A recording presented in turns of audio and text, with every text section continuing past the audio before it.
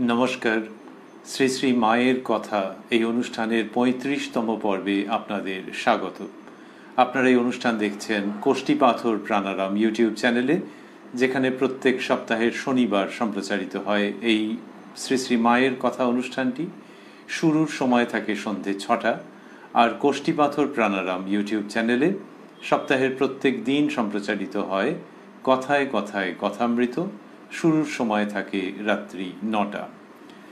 এই অনুষ্ঠানে শ্রী শ্রী মায়ের কথা নামে যে বিখ্যাত গ্রন্থটি আছে, যেখানে শ্রীমা সারদা দেবীর অসামান্য স্মৃতিকথা সংগৃহীত হয়েছে, সেই গ্রন্থটিকে অবলম্বন করে আমরা অগ্রসর হচ্ছি। ওই গ্রন্থের প্রথমে শ্রীমতী সরজুবালার যে অসামান্য স্মৃতিকথাটি রয়েছে, তারই মধ্যে আমরা আছি। গত শনিবার আমরা শুনছিলাম 18ই ভাদ্র 1325 প্রসঙ্গ, ইংরেজি 4th সেপ্টেম্বর 1918, যেদিন শ্রী শ্রীমা উদ্বোধনে তার নিজস্ব বাড়িতে অবস্থান করছিলেন এবং দক্ষিণেশ্বরের দিনগুলোর কথা অসামান্য ভঙ্গিতে উপস্থাপন করছিলেন। সেই সমস্ত প্রসঙ্গ আমরা যতটা অবধি শুনেছিলাম সেই জায়গাটুকু নিয়ে একটু স্মরণ করে নিয়ে তার পরের স্থানে আজকে প্রবেশ করব। প্রথমে শ্রীরামকৃষ্ণ ও মা শারদাকে স্মরণ করে। ওং জননীং শারদাং দেবীং রামকৃষ্ণং জগদ্গুরুং পাদপদ্মে তয়ো শ্রিত্বা প্রণমামি মুহুর্মুহু।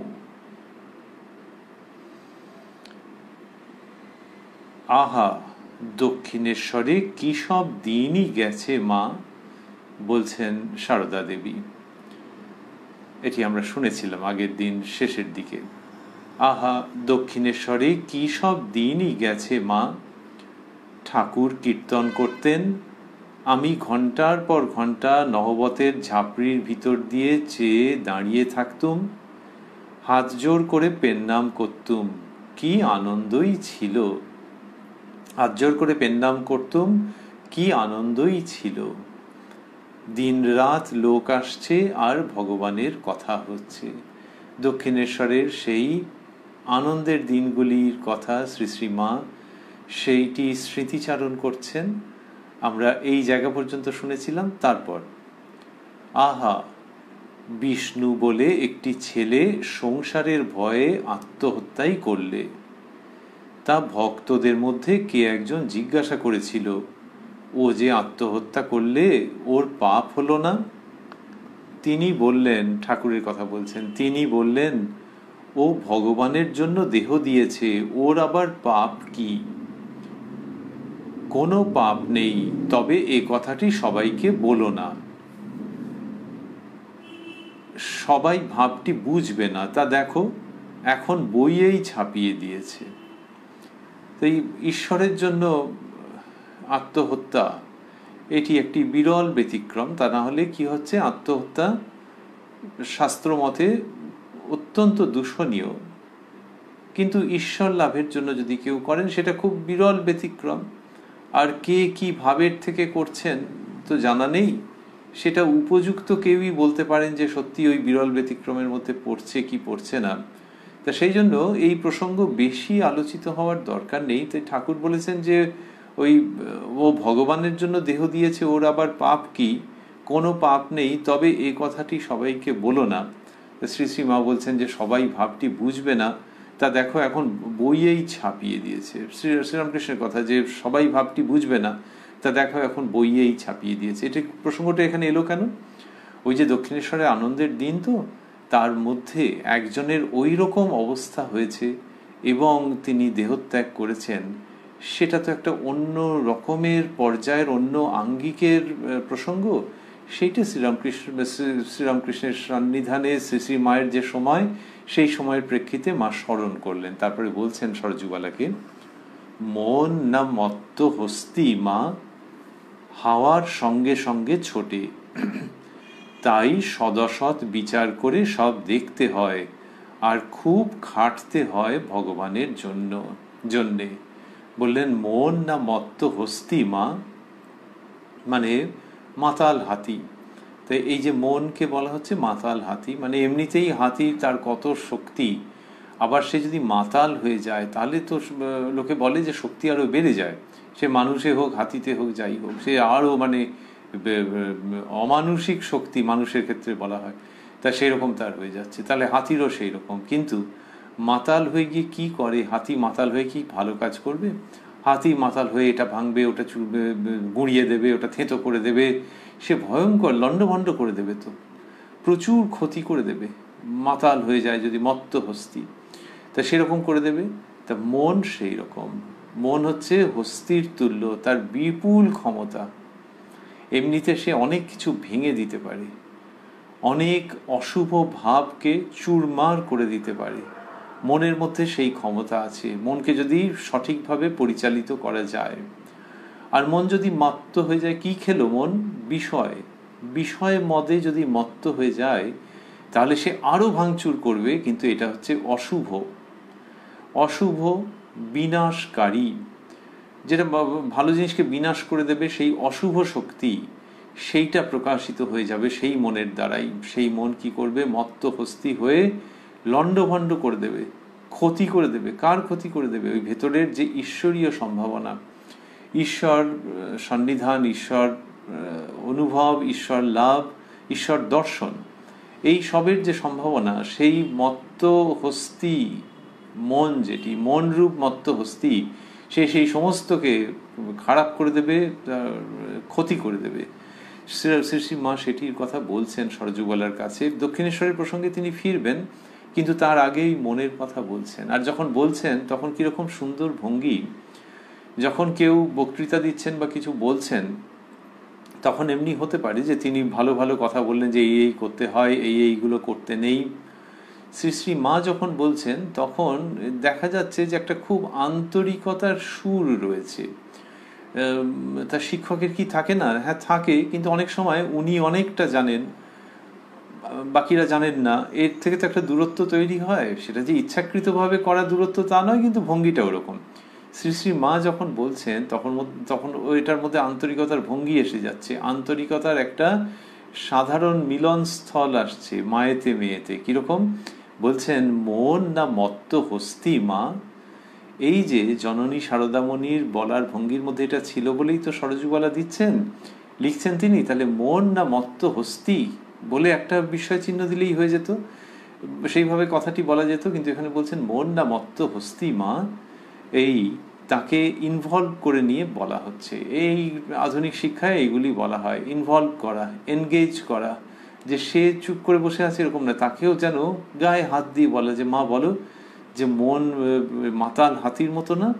তার মানে আমি যে শেখাচ্ছি তা নয়, তুমি এটি জানো, আমি তোমাকে মনে করিয়ে দিচ্ছি। এই শিক্ষাদানের এইটা হচ্ছে একটা বড় পদ্ধতি। এবং সেটা অনর্থক বলা নয় যে ও কিছুই জানে না তবু ওকে বললাম যে তুমি তো এটা জানো। এই যে মন যে মত্ত হস্তি, এটা কে না জানে? কোন পুরুষ না জানে? কোন নারী না জানে? কিন্তু যদি আমরা ভাষণের মতো করে বলি আলাদাভাবে, তখন একরকম হয়। আর অনেক বেশি ফল হবে যদি তাকে এর মধ্যে যুক্ত করে নেওয়া যায়, ইনভলভ করে নেওয়া যায়। সেই ভঙ্গিটা আসছে। যদি কেউ বলেন কাউকে যে আজকে বড্ড প্যাচপ্যাচে গরম, বলে চুপ করে রইলেন, তাহলে এটা এক ধরনের কমিউনিকেশন হলো। আর একটা হচ্ছে যে আজ খুব প্যাচপ্যাচে গরম না, তাহলে সেই ব্যক্তিও তার যা মত আছে বলবে, সেই ব্যক্তিও পুরো পদ্ধতিটার অন্তর্ভুক্ত হয়ে যাচ্ছে। এটা একতরফা হচ্ছে না, সেও তখন এরকম মাথা নাড়ছে বা চোখের ইশারা করছে, অথবা বলছে ও সে আর বলতে। এই তখন উভয় তরফে যার বিনিময়টা হচ্ছে। এখানে কি সরযুগলা কিছু বলছেন বলে তো তিনি লেখেননি, কিন্তু বোঝা যায় যে ওই মনে মনে যে যোগাযোগটা, যে হ্যাঁ সে কি আর আমরা জানি না, এই ভাবটা যে আসছে মায়ের শিক্ষাদানের মধ্যে।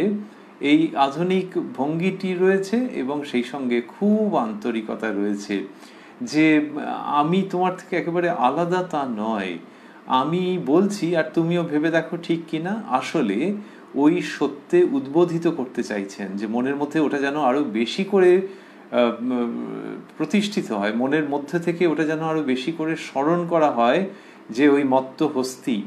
সুতরাং সাবধানে থাকতে হবে মনকে নিয়ে। মন যদি পাগলা হয়ে যায়, লোকে বলে হ্যাঁ মন পাগলা হয়ে গেল অথবা মত্ত হয়ে গেল কোনো একটা বিষয় নিয়ে, তাহলে কিন্তু ভেতরের ছাড়খাড় করে দেবে। বাইরের লোক কি আর বুঝতে পারবে, কিন্তু ভেতরে, সেজন্য মা খুব সাবধান। এইটা যে বলা, সেইটি শ্রী শ্রী মা করছেন, এবং সেখানে ওই এই ভঙ্গিটা আসছে, কেউ পর নয় মা জগৎ আপনার, এই যখন বলছেন, তাহলে ওখানে ওই সম্বোধনটা বাদ দেওয়া যেত, যে কেউ পর নয় জগৎ আপনার, তাহলে সেটা একটা ভঙ্গি। আর যখন এই যাকে বলা হচ্ছে তাকে টেনে এনে, কোথায়, একেবারে হৃদয়ের কাছে টেনে এনে যখন বলা, তখন আমরা জননী শারদামণির অমর মাতৃবাণীর সম্মুখীন হচ্ছি। সেই রকমভাবে শুনতে পাচ্ছি। এবং মা বলছেন, মন না মত্ত হস্তি মা, হাওয়ার সঙ্গে সঙ্গে ছোটে, তাই সদসৎ বিচার করে সব দেখতে হয়, আর খুব খাটতে হয় ভগবানের জন্যে। এই যে বলছেন হাওয়ার সঙ্গে সঙ্গে ছোটে, হাওয়ার সঙ্গে যে ছোটে, তার মানে কি স্পিড, লোকে বলে হাওয়ার প্রচন্ড স্পিড, হাওয়ার সঙ্গে ছুটছে। তা এইরকম যে যখন প্রচন্ড ঝড় হচ্ছে, তখন হাওয়ার যে গতি, এই যে বলা হয় যে কত মাইল প্রতি ঘন্টা এরকম বেগে হাওয়া ধেয়ে আসছে। তো এই হাওয়া তো মানে এমনি, ওরে বাবা এমনি যখন সে ধেয়ে আসে তখন কি হয়, এই সেপ্টেম্বর অক্টোবর মাসে বঙ্গবাসী অন্তত জানে। তো এই যে প্রচন্ড জোরে হাওয়া ধেয়ে আসছে, সেই রকম বলছেন হাওয়ার সঙ্গে সঙ্গে ছোটে, তাহলে মন ওই হাওয়ার সঙ্গে সঙ্গে ছোটে, মত্ত হস্তি আবার হাওয়ার সঙ্গে সঙ্গে ছুটছে, তাহলে হাওয়া ছুটে এলেই সেই সাংঘাতিক কাণ্ড করে। আর ওই রকম গতিতে যদি মন রূপ মত্ত হস্তি ছুটে আসে, তা মা সেইটা বলছেন, বলেই বলছেন তাই সদসৎ বিচার করে সব দেখতে হয়, সদসৎ বিচার করে। তাহলে মন যখন ওরকম করবে, সে তো ছাড়খাড় করে দিতে চাইবে, যখন বিষয় মদে মত্ত হয়েছে, অনেক পয়সা করি হাতে এসে গেছে, অথবা মনের মধ্যে একটা হিংসা তৈরি হয়েছে, প্রতিযোগিতার ভাব তৈরি হয়েছে, এরকম নানান রকম তো হচ্ছে, তখনই হচ্ছে ওই বিষয় মদ খেয়ে চুর হয়ে আছে, তখন সে ভেঙে দিতে চাইছে। তাহলে কি ভেঙে দিতে চাইছে, যে যেগুলো অধ্যাত্ম পথের উপাদান নয় সেইগুলোকে আনতে চাইছে, এবং অধ্যাত্ম পথের উপাদানগুলোকে সরিয়ে সরিয়ে দিতে চাইছে, আরও বেশি ভোগে লিপ্ত হয়ে যেতে চাইছে। কারোর সঙ্গে ধরা যাক প্রতিযোগিতার ভাব এসছে, যে ওর একটা কিছু দেখেছে, দেখে বললে বা জানতাম না তো এরকম আছে, ও এখানে ফ্ল্যাট কিনে রেখেছে, বা ওইটার দাম তো কম নয়, বলে এই যে বিষয় মদ মন খেয়ে ফেললো, তখন তার ওইরকম বড় ফ্ল্যাট দরকার ছিল না, কিন্তু সে ওইটার জন্য এবারে অস্থির হয়ে গেল। তার স্ত্রী কি তার স্বামী যেই হয়ে থাকুক না, যার ভেতরে এই ভাব এসে থাকুক, সে বলছে যে কি তুমি রাত্রে ঘুমোতে পারছো না কেন, বলছে না একটা ব্যাপার আছে। আসলে ভাবছে যে ওই পরিমাণ অর্থ কি করে উপার্জন করা যায়। এইবার সে গিয়ে হয়তো অফিসে বা ব্যবসা ক্ষেত্রে বা অন্য কোথাও নানান উল্টো পাল্টা করবার কথা ভাবতে আরম্ভ করলো। ভগবান না করুন, তাহলেই ভালো। কিন্তু মানুষের এরকম হয়তো বিষয় মদে যখন মত্ত হচ্ছে, তখন ভেতরকার যে সম্ভাবনাগুলো, ভেতরকার যে অবলম্বনগুলো, সেইগুলোকেই লণ্ডভণ্ড করে দিতে থাকছে। তখন সে নানান সৎ এবং অসৎ উপায় অবলম্বন করতে হয়তো শুরু করে দিল। এই যেটা করছে, এটার থেকে তাহলে বাঁচবে কি করে? মন তো মত্ত হস্তির মতো, ও তো অপেক্ষায় আছে মদ্যপান করবে বলে। হাতি অপেক্ষায় থাকে না, কিন্তু মন অপেক্ষায় থাকে।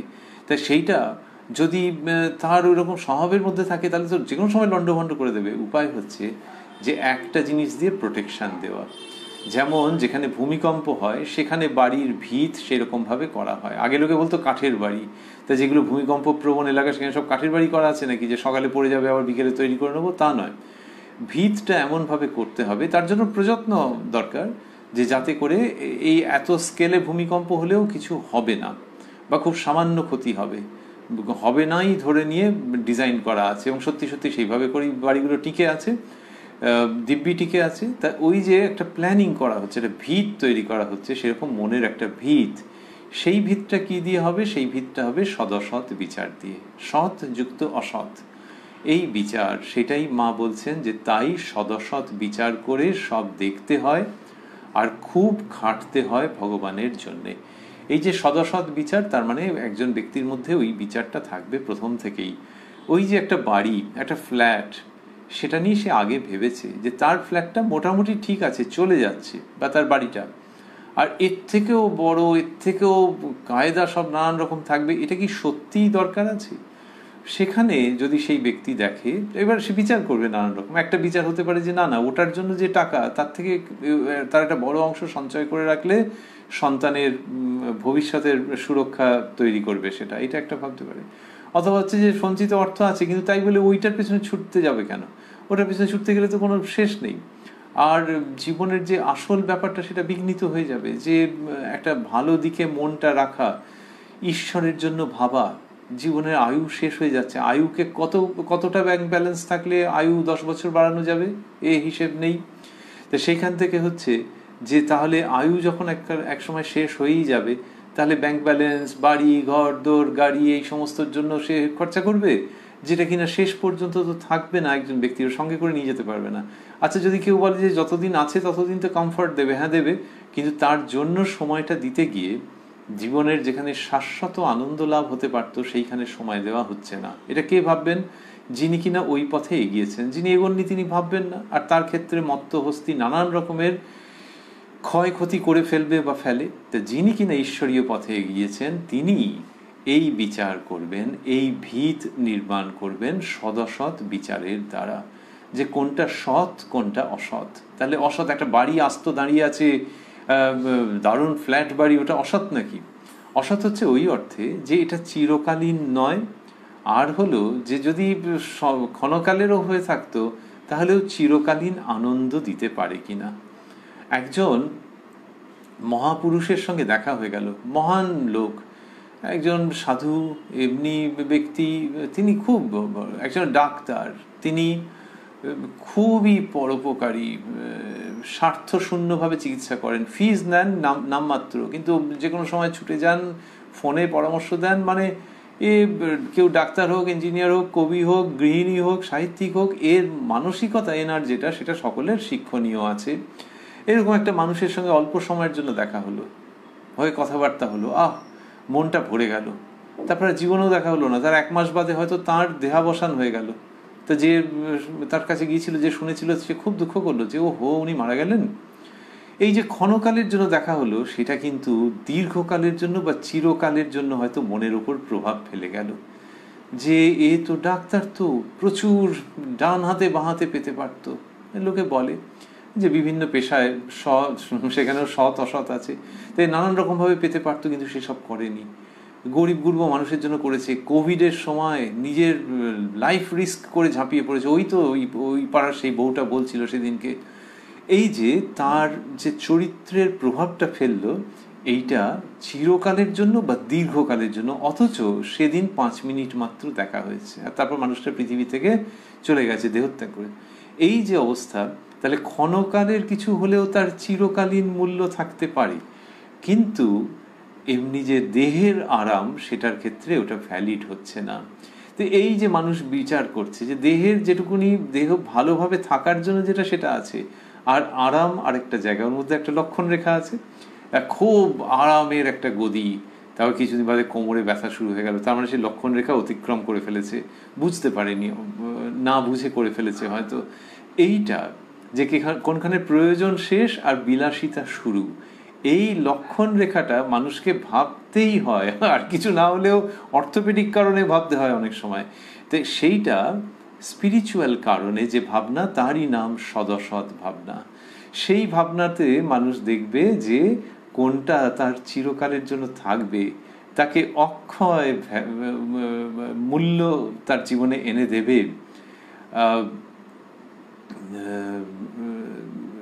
একটা ইটারনাল ভ্যালু এডিশন করবে তার মনের মধ্যে, সেটা কোনটা করবে, সেই সবগুলো করবে। দরকার হলে সেই ডাক্তারবাবু তার কাছে যাবে, দরকার হলে গীতা পড়বে, দরকার হলে বাইবেলের অংশ পড়বে, দরকার হলে মন্দিরে যাবে, আর যা যা তার দরকার হবে সেইগুলো সব করবে, ভালো গান শুনবে।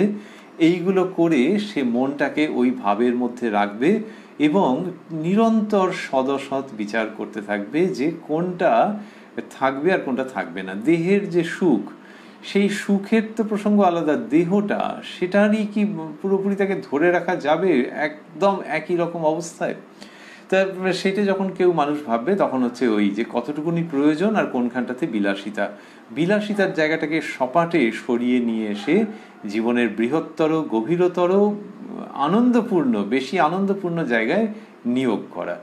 এই সদসৎ বিচারের কথা শ্রীরামকৃষ্ণ বলেছেন তার ভঙ্গিতে, শ্রী শ্রী মা বলছেন। এরা যখন বলছেন তখন ওটার মধ্যে একটা অন্য রকমের মিষ্ট প্রয়োজনীয়তার জায়গা চলে আসে এবং গুরুত্বের জায়গায় চলে আসে। ভেরি সুইট ইম্পর্টেন্স,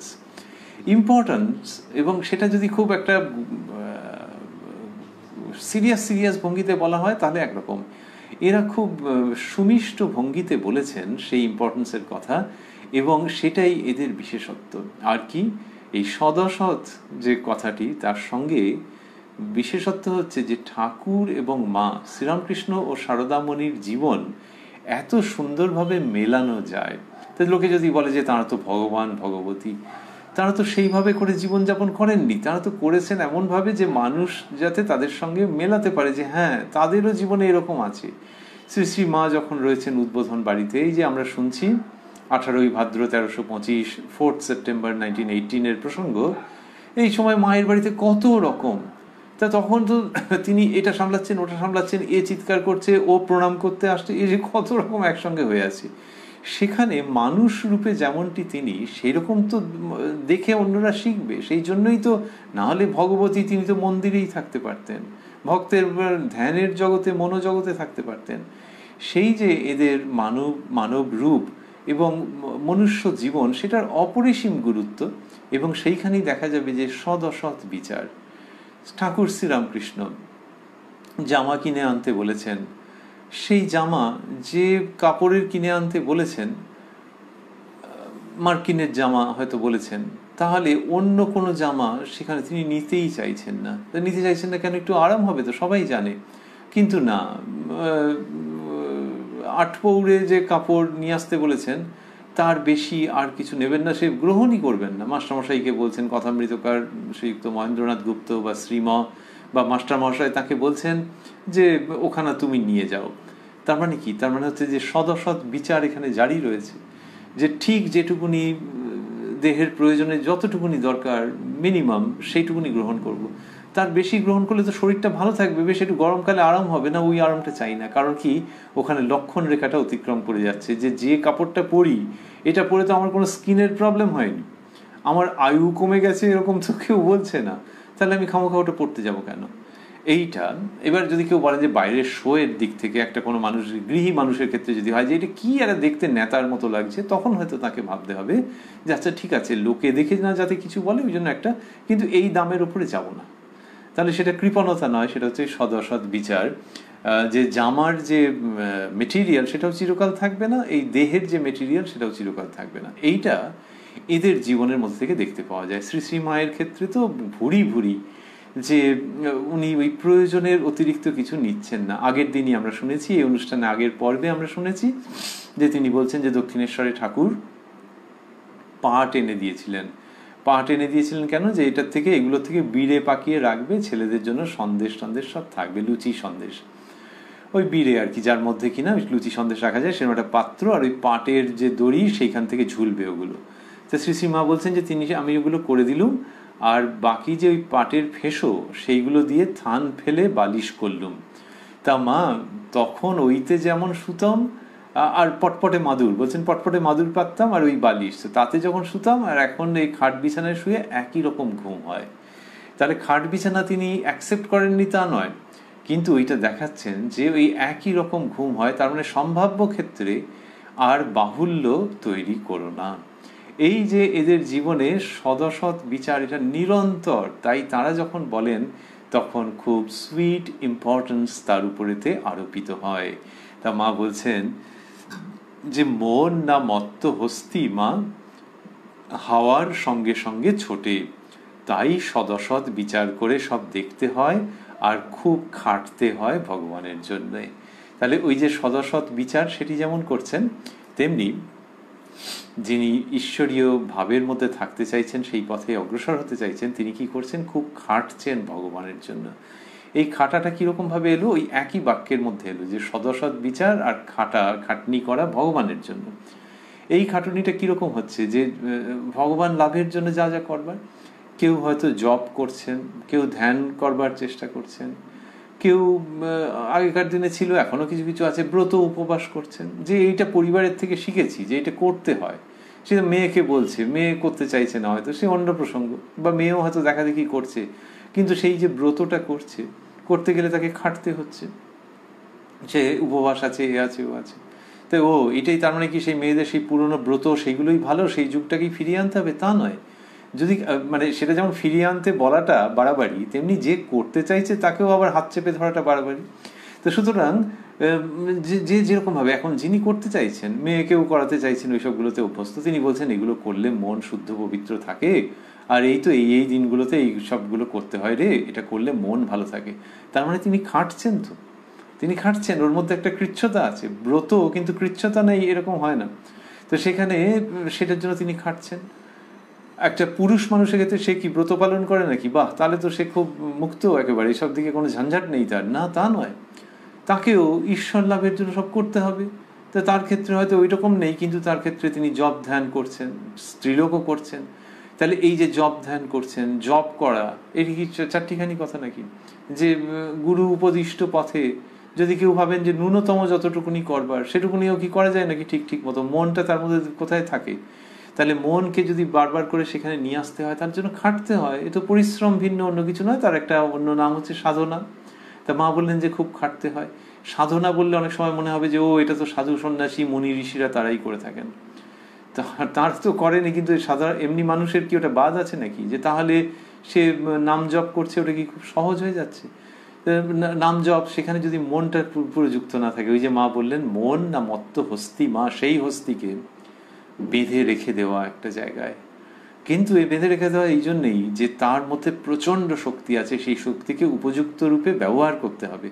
তাহলে সেই বেঁধে রেখে দেওয়া, সেইটাই তো করছেন একজন। ঠাকুর ঘরে হোক, নিজের ঘরে হোক, আশ্রমে হোক, যদি একটা সময় 5 মিনিটও তিনি জপ করবার চেষ্টা করেন, তার মানে সেই মত্ত হস্তিকে বেঁধে রাখছেন। আচ্ছা, হস্তি তো বুঝলাম, কিন্তু সবসময় কি মত্ত নাকি? অবশ্যই। কারণ মন সবসময় বাহিরের জগৎ থেকে ওই মদ সংগ্রহ করছে, সব সময়। একটা কানে কিছু শুনছে, সেইখান থেকে তার মনের মধ্যে ওটা চলে আসছে যে সন্ধে হয়ে গেছে, আচ্ছা ওই সিরিয়াল শুরু হয়ে গেছে, ব্যাস ও ঠাকুর ঘর থেকে প্রাং করে বেরিয়ে পড়লো, কেননা সিরিয়াল শুরু হয়ে গেছে।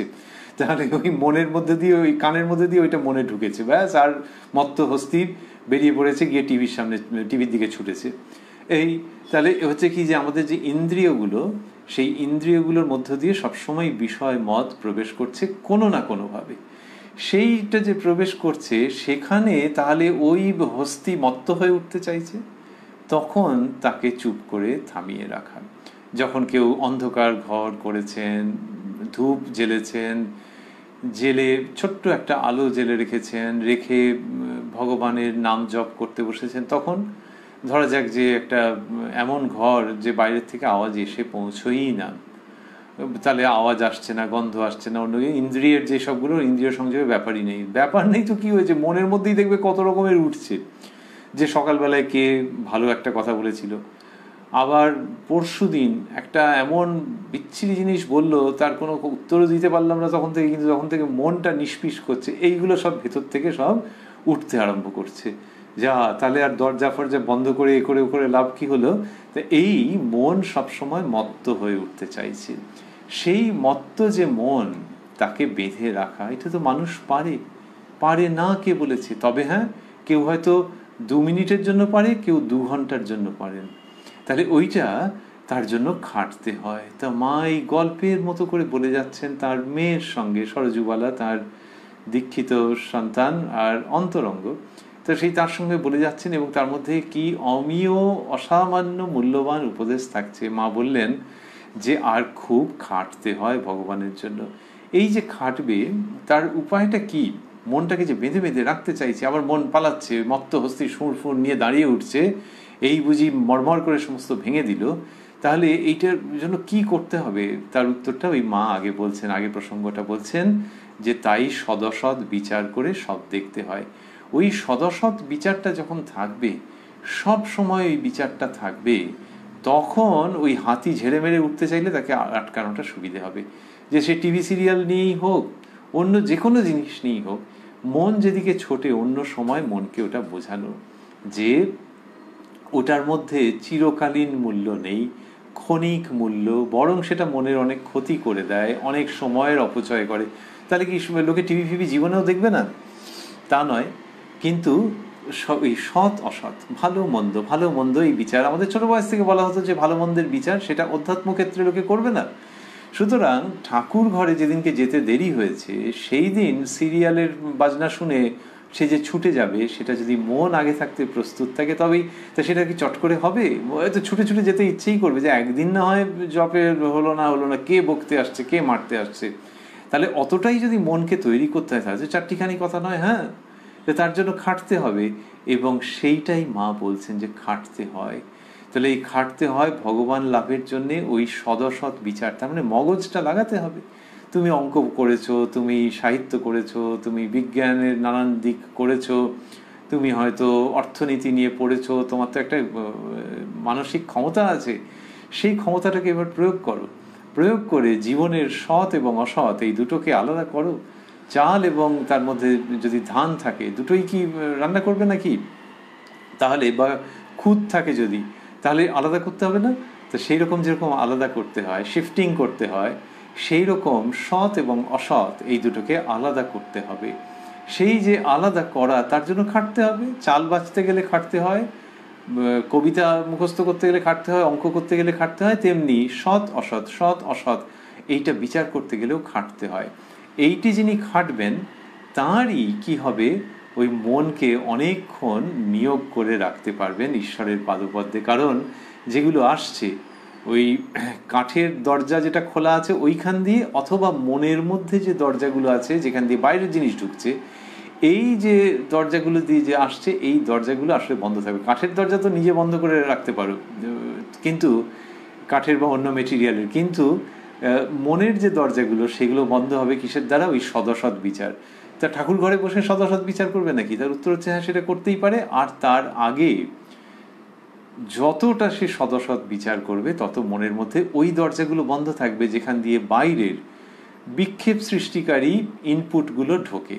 তাহলে সেইটা যত খাটবে, সদসৎ বিচার যত করবে, তত মন ঈশ্বরের পাদপদ্মে রেখে দিতে পারবে। এই জন্য খাটনির প্রসঙ্গটা আসছে। মা বলছেন তাই সদসৎ বিচার করে দেখতে হয়, আর খুব খাটতে হয় ভগবানের জন্যে। এটি বলে বলছেন যে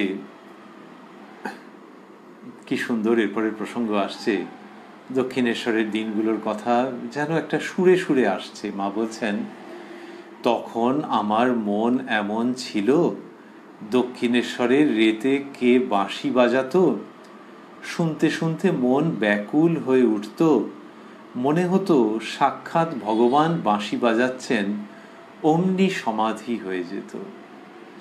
কিরকম সুন্দর করে বলছেন যে দক্ষিণেশ্বরের রেতে কে বাঁশি বাজাতো, রাত্রিবেলায় দক্ষিণেশ্বরে কেউ বাঁশি বাজাতো। সে কি জন্য বাঁশি বাজাতো কি জানি, সে বাঁশি বাজাচ্ছে, শুনতে শুনতে মন ব্যাকুল হয়ে উঠত। বাঁশির বংশীর ধ্বনির সঙ্গে এই ব্যাকুলতার সম্পর্ক আছে তো। বলছেন যে মনে হতো সাক্ষাৎ ভগবান বাঁশি বাজাচ্ছেন, অমনি সমাধি হয়ে যেত। ওরে বাবা রে বাবা, বলছেন অমনি সমাধি হয়ে যেত ওই বাঁশির সুরে সুরে। বাঁশির মধ্যে সেইটা আছে। আর কে বাজিয়েছেন? বৃন্দাবনে তিনি বাজিয়েছেন। এবং সেই মহাভাগ্যবতী সাধিকারা, গোপীরা, তারা ছুটে ছুটে গেছেন শ্রীকৃষ্ণের সেই বাঁশির আওয়াজ শুনে। সংসার সমস্ত ভুল হয়ে গেছে, তো এটা কি শ্রীকৃষ্ণকে দেখবার জন্য? একটা রক্ত মাংসের মানুষকে না গো, এটা হচ্ছে কি একটা অদ্ভুত আকর্ষণ যেটা ব্যাখ্যা করা যায় না। রক্ত মাংসের সম্পর্কের কথা বলা আছে যে শ্রীকৃষ্ণকে কেমন দেখতে, তার অঙ্গের আভরণ কিরকম, সেটা দিয়ে ওই গল্পের কাঠামোটাকে তৈরি করা আছে, ওই যে বিবরণ তার কাঠামোটাকে তৈরি করা আছে। এবং এরা সব ঘর সংসার ছেড়ে দিয়ে ছুটলেন। কিন্তু ধীরে ধীরে ধীরে ধীরে প্রসঙ্গটা কোন দিকে যাচ্ছে? শ্রীমদ্ ভাগবতে যেখানে পাওয়া যাচ্ছে, প্রসঙ্গটা যাচ্ছে যে এইরকম একটা আকর্ষণ হয়, যে আকর্ষণটার কোনো কারণ বোঝা যাচ্ছে না, সেই রকম আকর্ষণ হয়। আর কি, এই যে এতজন যাচ্ছে এদের মধ্যে কোনো প্রতিযোগিতার ভাব নেই। লৌকিক ক্ষেত্রে কখনো ওরকম হয় নাকি? তাহলে লৌকিক গল্পের একটা কাঠামোকে যেন ব্যবহার করে অতীন্দ্রিয় দিব্য রাজ্যের কথা বলা হচ্ছে, যে ঈশ্বরের জন্য এরকম আকর্ষণ যখন হয়, তখন ঘর সংসার ভুল হয়ে যায়। আচ্ছা, ঘর সংসার ভুল হয়ে গেলে তো অনর্থ হয়ে যাবে, তা নয়। শ্রীরামকৃষ্ণ সেটি বুঝিয়েছেন, বিভিন্নভাবে তিনি বলেছেন। আর ঘর সংসার বজায় রেখে যে লোকে কত ধর্মে কর্মে মন দিচ্ছে সে তো জানাই আছে। তো সুতরাং লোকে বলে সংসার ধর্ম, তো ঠিক আছে, কিন্তু তার দ্বারা কি আধ্যাত্মিক কল্যাণ হচ্ছে নাকি আসক্তিরই পরিপুষ্টি হচ্ছে? তো এই যে ঈশ্বরের দিকে যখন যাচ্ছে তখন ঘর সংসার ভেসে যাবে এইরকম আশঙ্কা নেই, কিন্তু তার প্রতি ওই আকর্ষণ, এবং সেই আকর্ষণের কোনো কারণ দেখতে পাওয়া যাবে না। এমনিতে আকর্ষণ অনেক সময় হতে পারে যে ভগবান তিনি সব করে দিতে পারেন, সেটা প্রথম, কিন্তু যখন কেউ এগিয়ে যাচ্ছেন, যত এগিয়ে যাচ্ছেন তত দেখা যাচ্ছে যে আর প্রাপ্তির কিছু নেই, চাহিদা কিছু নেই, ওই শুধু তাকে দেখতে চান এইরকম। আর চাহিদা, শরীর, স্বাস্থ্য, কোনো দিকে নজর নেই, সামাজিক অবস্থান, প্রতিপত্তি, ভবিষ্যতের সুরক্ষা, কোনো দিকে নজর নেই। তাহলে শ্রীকৃষ্ণ ওই যে রাস লীলা, রাস নৃত্য, সে তো এক অপার্থিব নৃত্য। পার্থিব জগতের মতো নাকি? কামগন্ধযুক্ত যে সাধারণ হাবিজাবি অস্তিত্ব সেরকম নাকি? তা কেন, এটা অপার্থিব একটি চিত্র। তাহলে কিন্তু ঈশ্বরের প্রেম সেটি আছে এর মধ্যে ব্যাপারটা। তাহলে অপার্থিব, সবটাই অপার্থিব। ঐতিহাসিকতার কথা স্বীকার করলে একরকম, কিন্তু এমনিতে তো বলাই হচ্ছে যে এটার ওই ব্যাখ্যা যে ভক্ত ছুটছে ভগবানের জন্যে। পুরুষ বা নারী, ওই শ্রী রাধিকা বা গোপীদের যে প্রেম, সেই প্রেম নিয়ে নিজের ইষ্টের দিকে ধাবিত হচ্ছেন, এই তো তার ব্যাখ্যা। তাহলে সবটাই ওই রকম, হ্যাঁ ওই রকম, তবে একটা যোগসূত্র আছে, যে এই বাস্তব জগতের, এই আধুনিক কালের সঙ্গে যোগসূত্র আছে। সবটাই যে তোমাকে ওরকম কল্পনা করে নিতে হবে তা নয়। সেই যোগসূত্রটা হচ্ছে বংশীর ধ্বনি, বাঁশির আওয়াজ যখন হচ্ছে তখন তার মধ্যে কেমন একটা মন কেমন করা ভাব থাকে, এই যে কি ব্যাখ্যা করা যায় না। হয়তো শ্রীকৃষ্ণই এই মন কেমন করাটার সূচনা করে দিয়েছেন। এই যে বংশীর ধ্বনির মধ্যে এরকম একটা ভাব, একটা উদাস করে দেওয়া ভাব।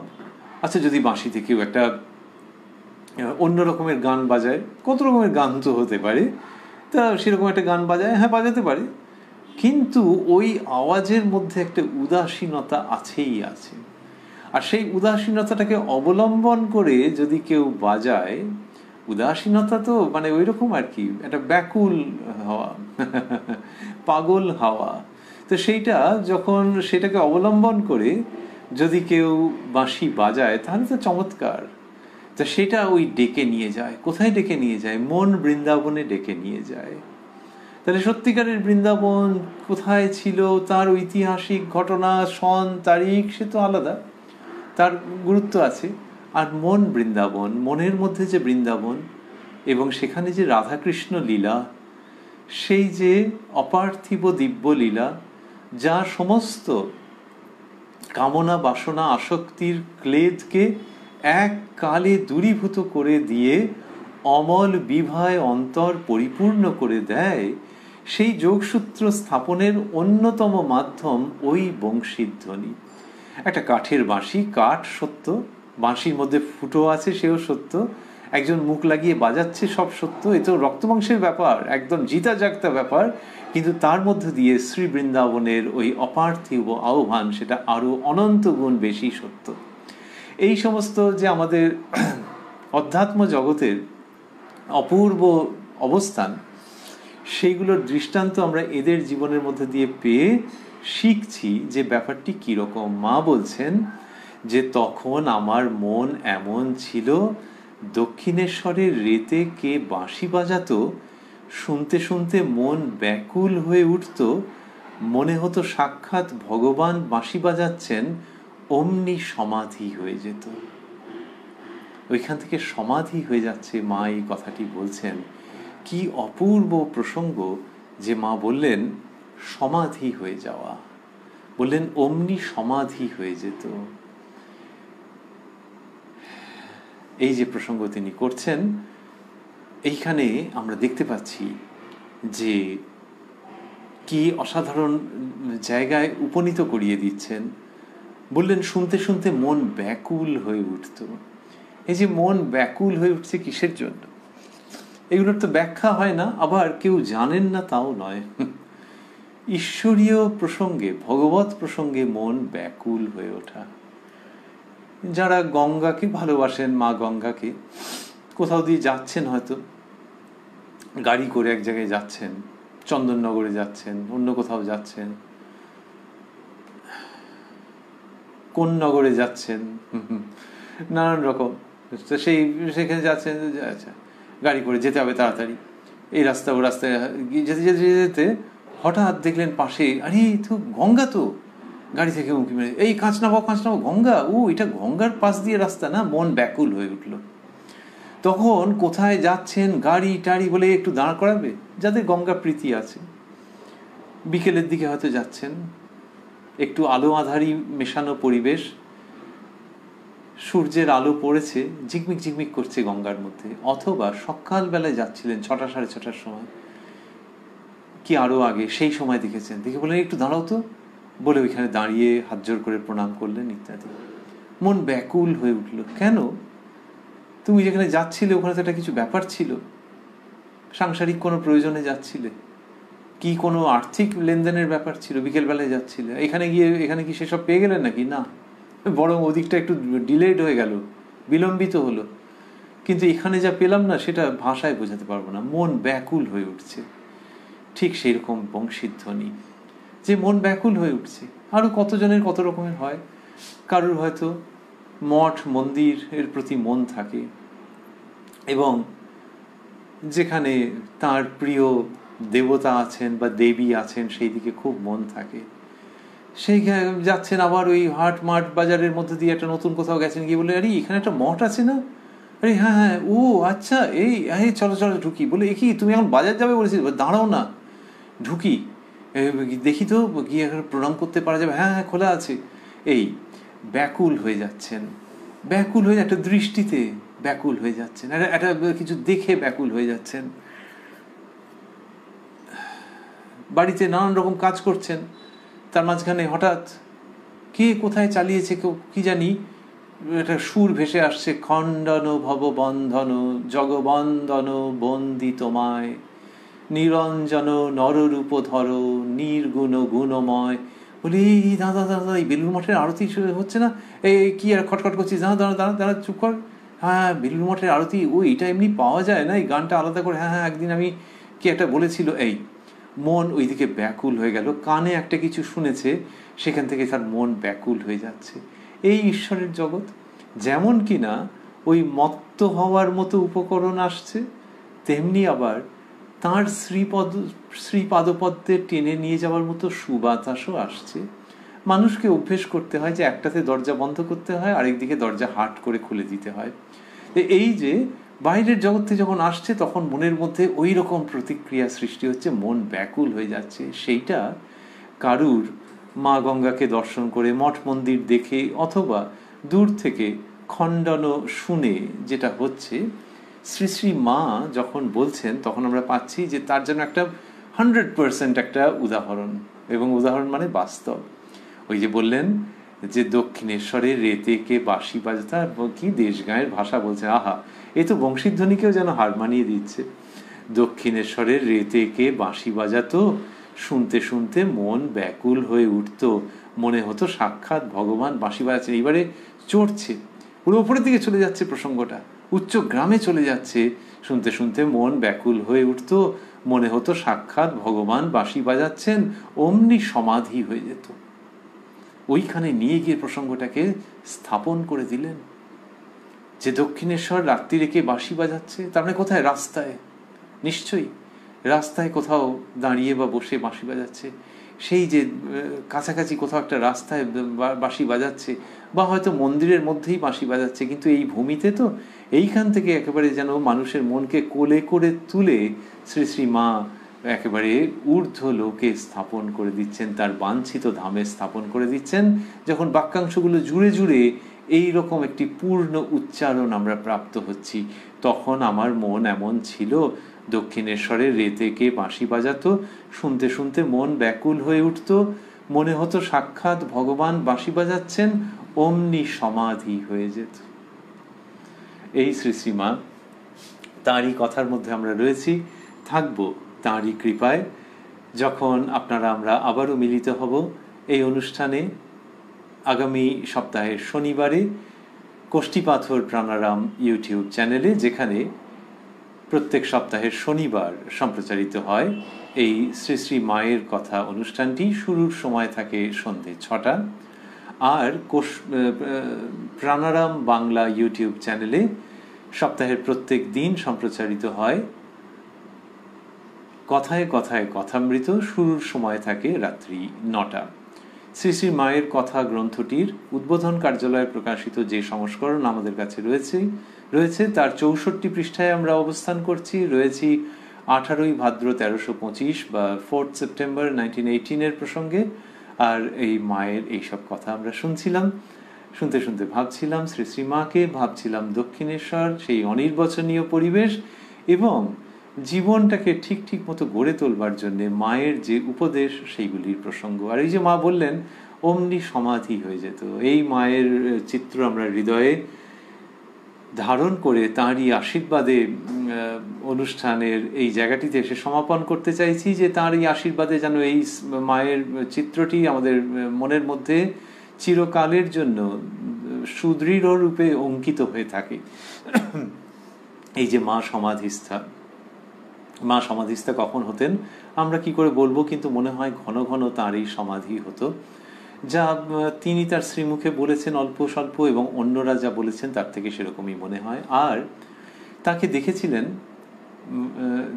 ভক্ত সন্তান যোগিন শ্রীযুক্ত যোগীন্দ্রনাথ, উত্তরকালের শ্রীমৎ স্বামী যোগানন্দজি মহারাজ। তিনি যে রাত্রে ঠাকুরের কথা ভাবছিলেন, যে ঠাকুর রাত্রে উঠে কোথায় গেলেন, তারপর দেখলেন যে ঠাকুর আসছেন পঞ্চবটির দিক থেকে, আর ঠাকুর বললেন যে সাধুকে দিনে দেখবি, রাতে দেখবি, তবে বিশ্বাস করবি। এইসব ঘটনা যেদিন হয়েছে, সেই ঐতিহাসিক ব্যাপার, সেই রাত্রেই যোগিন দেখেন যে মা চন্দ্রালোকে সমাধিস্থা। দেখে তার মনে হয়েছিল যে ইনি সাধারণ মানবী নন। ওই রাত্রিরেই কোথায় দেখেছিলেন? সম্ভবত ওই নহবতের দোতলায় মা দক্ষিণ দিকে মুখ করে বসেছিলেন বলেই মনে হয়। এবং শ্রীযুক্ত যোগিন ঠাকুরের ঘরের উত্তরের বারান্দায় দাঁড়িয়ে শ্রী শ্রী মাকে দর্শন করেছিলেন। বিবরণ থেকে এইরকমই খুব অনুমান করবার সঙ্গত কারণ আছে বলে মনে হয়। সেই যে মাকে দেখলেন, হয়তো মাকে ওইভাবে প্রথম দেখলেন, আগে তো দেখেছেন অবগুণ্ঠনবতী, এবং ওইভাবে দেখে একজন খুব ধ্যান করছেন, এরকম চিত্র তো দেখতে পাওয়া যায়, খুব সুলভ না হলেও একেবারে দুর্লভ নয়। কিন্তু শ্রী শ্রী মাকে দেখে যোগিনের মনে হলো ইনি সাধারণ মানবী নন। আমরা কি করে জানলাম? শ্রীযুক্ত যোগীন্দ্রনাথই হন বা স্বামী যোগানন্দজি হন, তিনি শ্রীমুখে ব্যক্ত করেছেন, না হলে আর আমরা কি করে জানবো যে তাঁর ওইরকম অনুভূতি হয়েছিল যে ইনি সাধারণ মানবী নন। আমাদের সৌভাগ্য যে সেই তিনি সাধারণের সাধারণ হয়ে যখন কথা বলেছেন, তার সারা জীবনই ওইভাবে কথা বলেছেন, বিরল কেউ কেউ ওই রকম অবস্থায় দর্শন করেছেন।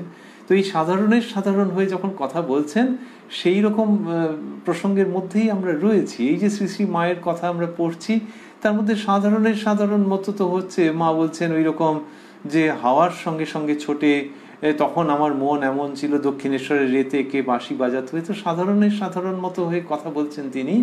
আর সেই তিনি অসাধারণ জায়গায় প্রসঙ্গকে উত্তীর্ণ করিয়ে দিচ্ছেন, উন্নীত করে নিয়ে যাচ্ছেন, এবং আমরা সেই সঙ্গে মনে রাখছি যে ইনি অসাধারণ, ইনি অসামান্য, এবং সেই মাকে প্রণাম।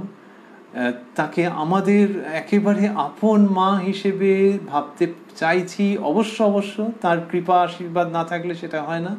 আবার সেই সঙ্গে আজকের অনুষ্ঠান শেষ করতে করতে বিশেষভাবে মনে রাখছি শ্রীমৎ যোগানন্দজির ওই অসামান্য উক্তিটি যে ইনি সাধারণ মানবী নন। ওং জননীং শারদাং দেবীং রামকৃষ্ণং জগদ্গুরুং পাদপদ্মে তয়োশ্রিত্বা প্রণমামি মুহুর্মুহুঃ।